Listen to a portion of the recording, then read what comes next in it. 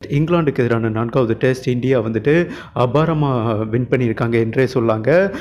உண்மையிலேயே வந்துட்டு வெற்றிக்கு பிறகு அதாவது ஒரு முக்கியமான செயல் பண்ணியிருக்காரு நம்ம ரோஹித் சர்மா என்று தான் சொல்லணும். இந்த வெற்றியோட ரியல் கேப்டன் வந்துட்டு அஸ்வின் தான் என்று பேசியிருக்காருங்க. அதற்கு காரணம் என்னென்னா, இங்கிலாந்து முதல் இன்னிங்ஸில் கிட்டத்தட்ட 300 ரன்னுக்கு 7 விக்கெட் தான் விட்டுருந்தாங்க. விக்கெட் எடுக்கவே முடியல. ஜோ ரூட் வந்துட்டு செம்மையாக ஸ்ட்ரைக் பண்ணிக்கிட்டு இருந்தாருங்க. அண்டு ஒல்லி ராபின்சன் அவரும் வந்துட்டு 50 அடிச்சுக்கிட்டு இருந்தார். அந்த தருணம் வந்துட்டு ரொம்ப டிப்ரெஷனில் இருந்தார். நான் ட்ரெஸ்ஸிங் ரூம் போகிறேன், அஸ்வினிடம் கேப்டன்சியை கொடுத்துட்டு போனாருங்க. அஸ்வின் அதுக்கப்புறம் மேட்சையே மாற்றி விட்டார். அடுத்து ஒரு 53 ரனில் 3 விக்கெட் எடுத்துட்டாருங்க. ஓவரை ப்ரில்லியண்ட்டாக மாற்றி. Same time England second innings bat பண்ணும்போதும் அஸ்வினுக்கு சில நேரங்கள் வந்துட்டு கேப்டன்சி கொடுத்தாரு. அது மிகப்பெரிய லெவலில் ஒர்க் அவுட் ஆச்சு. அதாவது வந்துட்டு அஸ்வின் என்ன சொன்னார்னா, ஸ்பின்னரை வச்சே நமக்கு ஃபுல்லாக மேனேஜ் பண்ணலாம். இவர் கொஞ்சம் வேகப்பந்து வீச்சை கொடுத்துக்கிட்டே இருந்தார். பட் ஆடுகளம் சூழலை புரிஞ்சு அஸ்வின் ஸ்பின்னரை வச்சே அட்டாக் பண்ணணும்னு பண்ணி தாங்க 145 ரனில் இங்கிலாண்டை சுட்டி போட்டாங்க.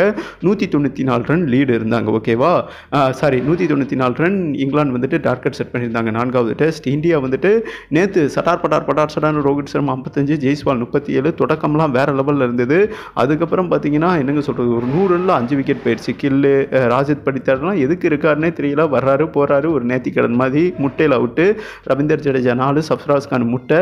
அதுக்கப்புறம் இந்த ஜூரல் இருக்கார் பார்த்தீங்களா, தோனி மாதிரி மைண்ட் செட்டில் இருக்காருங்க. த்ருவ் ஜூரல் வேறு லெவல். அதாவது சுபன் கில்லும் டீசெண்டாக ப்ளே பண்ணார் 52. கிரிட்டிக்கல் சுச்சுவேஷன்லேருந்து, அதாவது அழுத்தங்கள்லேருந்து யார் ஓவர் கம் பண்ணி ஜெயிக்க வைக்கிறானோ அவன் தாங்க உண்மையான பிளேயர். இது அடிக்கடி MS தோனி சொல்லியிருக்காரு. போஸ்ட் மேட்ச் ப்ரெசன்டேஷனில் ஜூரலுக்கு வந்துட்டு சல்யூட் பண்ணியிருக்காரு. இந்த வெற்றிக்கு அந்த சிறுவன் தான் மிகப்பெரிய காரணம். மேலும் வந்துட்டு இந்த டெஸ்ட்டில் முழுவதும் கேப்டன் பண்ணது வந்துட்டு அஸ்வின் தான். அவருக்கு தான் இந்த ட்ரோஃபி போய் சேரணும். அதாவது சீரீஸை வின் பண்ணிட்டாங்க இல்லையா, கப் எடுத்து செலிப்ரேட் பண்ணுவாங்க. அது ஃபைனல் டெஸ்ட் கம்ப்ளீட் ஆன பிறகு தான். ஆனால் அந்த ஃபைனல் டெஸ்ட் நடத்த வேண்டாம், ஆல்ரெடி இந்த சீரீஸை முடிச்சுக்கலான்னு பென் ஸ்டோக் வந்துட்டு வெளிப்படையாக பேசியிருக்காருங்க போஸ்ட் மேட்ச் ப்ரெசன்டேஷனில். தோல்வி கேப்டன், இதுக்கு மேலே வந்துட்டு இந்த சீரீஸ் நடக்கிறது தேவையில்லாத விஷயமா இருக்கும். இந்தியா வந்துட்டு ஜெயிக்க முடியாது இந்திய மண்ணிலேருந்து வெளிப்படையாக பேசியிருக்காருங்க. 5வது டெஸ்ட், அதாவது ஃபைனல் டெஸ்ட் வேணாம் என்று வெக்கத்தை விட்டு பேசியிருக்காரு என்பது குறிப்பிடத்தக்கது. இது இந்திய டீமுக்கே மிகப்பெரிய பெருமிதம் என்று தாங்க சொல்லணும்.